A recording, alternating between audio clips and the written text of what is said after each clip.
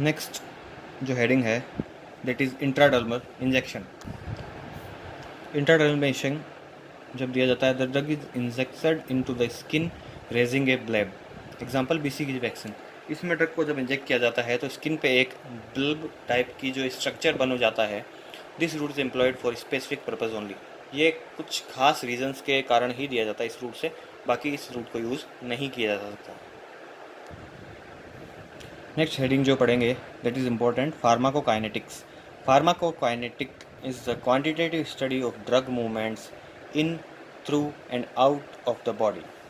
Pharmacokinetic एक वो knowledge है जिसमें ड्रग का मूवमेंट देखा जाता है बॉडी में, कि वो जा कैसे रही है, बॉडी के थ्रू कैसे पास आउट हो रही है, and out of the body, body के बाहर कैसे निकल रही है।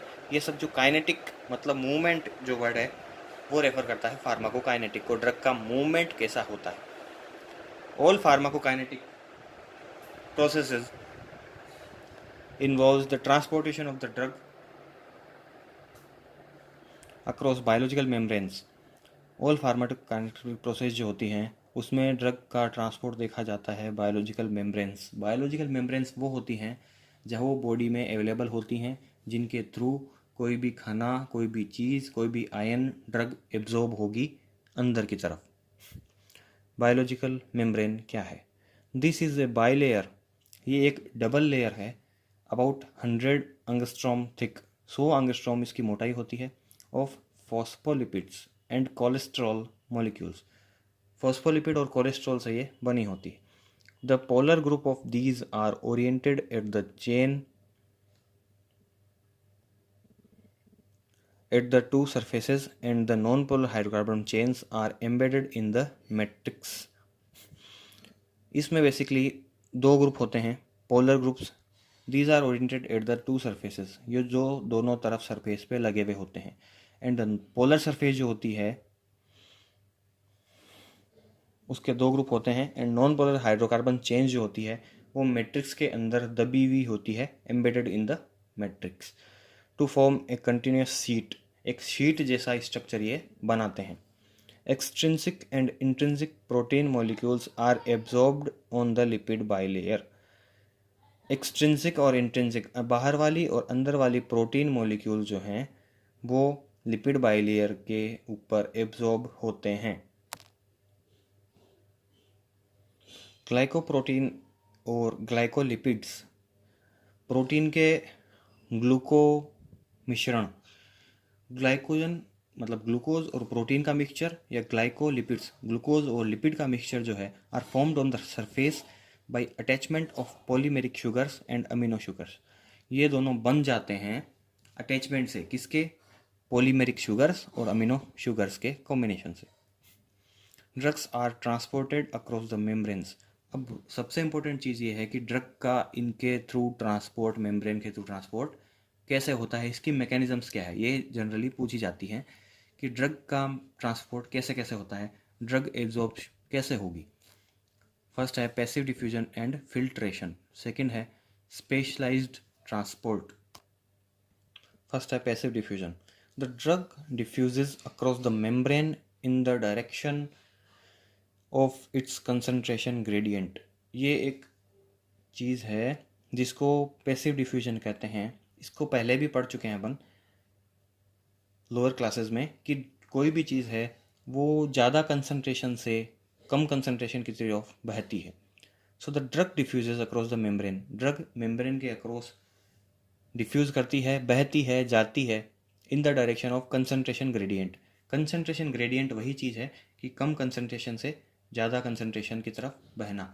इस एक कंसंट्रेशन के बदलाव को या कंसंट्रेशन के कम या ज़्यादा होने को कंसंट्रेशन ग्रेडियंट कहते हैं। The membrane playing no active role in the process. इसमें मेम्ब्रेन का कोई प्रोसेस में रोल नहीं है, क्योंकि ये सारा काम कंसंट्रेशन का है, कहाँ ज़्यादा है और किस साइड कम है। This is the most important mechanism of for majority of drugs. ये सबसे ज़्यादा ड्रग्स इसी प्रोसेस के द्वारा जो है एब्जॉर्ब होती हैं। Drugs are foreign substances xenobiotics. Drugs basically बाहर से ली जा रही हैं, शरीर का पार्ट नहीं है, तो इनको फॉरेन मटेरियल कहता है। और ड्रग्स फॉरेन मटेरियल्स हैं, इसलिए इनको जीनोबायोटिक्स कहते हैं। Lipid soluble drugs diffuse by dissolving in the lipoidal matrix of the membrane. अब बेसिकली जैसे आपने पढ़ा है कि मेम्ब्रेन जो है वो लिपोप्रोटीन्स या लिपिड से बनी होती है। लिपिड मतलब फैट, वसा से बनी होती है। तो लिपिड सोल्यूबल जो ड्रग्स हैं वो इजी होंगी अप्रोक्सीमेटली दूसरी की बजाय डिजोल्व होने में। तो lipid soluble drugs diffuse by dissolving in the lipoidal matrix of the membrane. तो जो लिपिड सोल्यूबल मेम्ब्रेन है, लिपोइडल मेम्ब्रेन है, उसमें लिपिड सोल्यूबल ड्रग्स उसकी मैट्रिक्स में घुल जाती हैं, डिजोल्व हो जाती हैं। The rate of transport being proportional to the lipid water partition coefficient of the drug.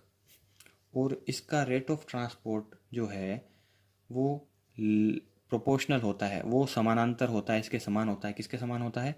Lipid water partition coefficient of the drug.